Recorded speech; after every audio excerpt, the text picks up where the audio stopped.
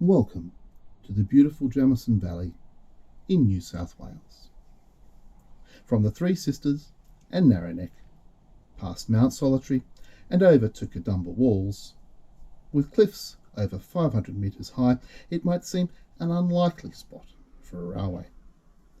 However, narrow gauge mining tramways were built deep down in these valleys from the 1870s, and they linked to the villages and mainline railway on the plateau above via a steep, cable-hauled incline railway that still hauls tourists today. If you head upstream to the headwaters of Jamison Creek, past the spectacular waterfalls and along the path that Charles Darwin walked in 1836, you reach the heights of the Vale of Jamison. Here, at 900 metres above sea level, on the shores of a lake built to provide water to the steam locomotives, is the site of a new light railway, currently under construction in our garden. Well, at least we used to have a garden.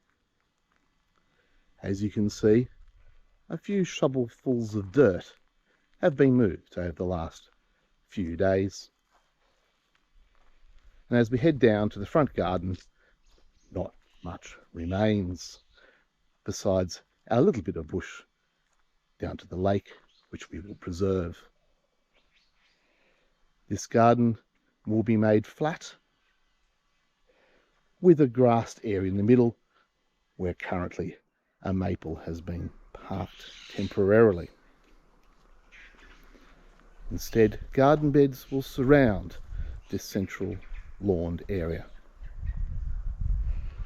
The line will, I suppose, start here with a balloon loop.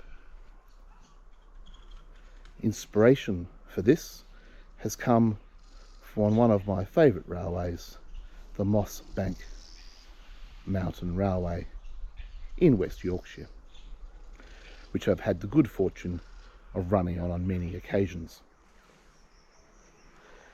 At the moment the ground is not flat, but the line will be completely level as it rounds this garden bed, crosses a grassy bank on the level, and runs into another garden bed in front of the house, where it will then progress into this space in front of the existing retaining wall, which, whilst railway themed, I think those sleepers have seen better days, clearly needs redoing.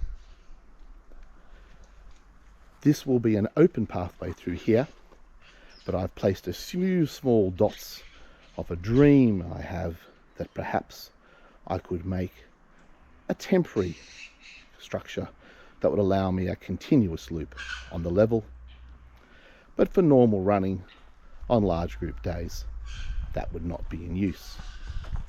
Instead, you will drive your train further along in front of this rebuilt retaining wall on a garden bed has yet to be built, and you can see very roughly the outline of a meandering course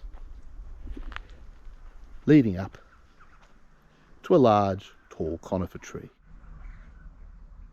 And now, seeing that conifer from the other side, you can see that we have a lot of work to do for the line to be able to do a 180-degree turn.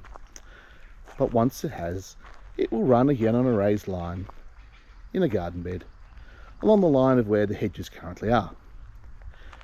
Those hedges do need to go, as they completely block the very pretty view of the lake from this top garden. Instead, the line will run along here, and then where the garden widens out, and indeed after rebuilding the retaining wall will widen out even some more, we then get to one more balloon loop that will fit up here. It's still early days, but all over, that's a climb of about 1.6 metres with approximately a 70-metre single line run with passing sidings along the way. Each balloon loop will add another 20 or so metres. So quite an undertaking. I hope it's achievable, but I think it will be wonderful. Now hopefully from the balcony the general arrangement is a bit clearer.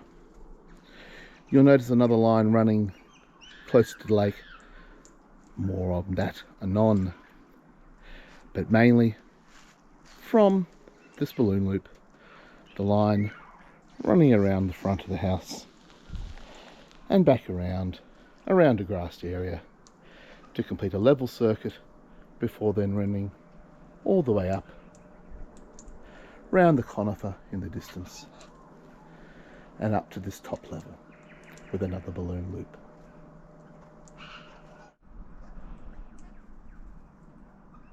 We can't wait for things to progress, but we've waited a few years already, so what's a little bit longer? If you found this enjoyable and would like to watch the progress of the railway, please don't forget to subscribe to our channel, and we'll see you again shortly when there's some more progress.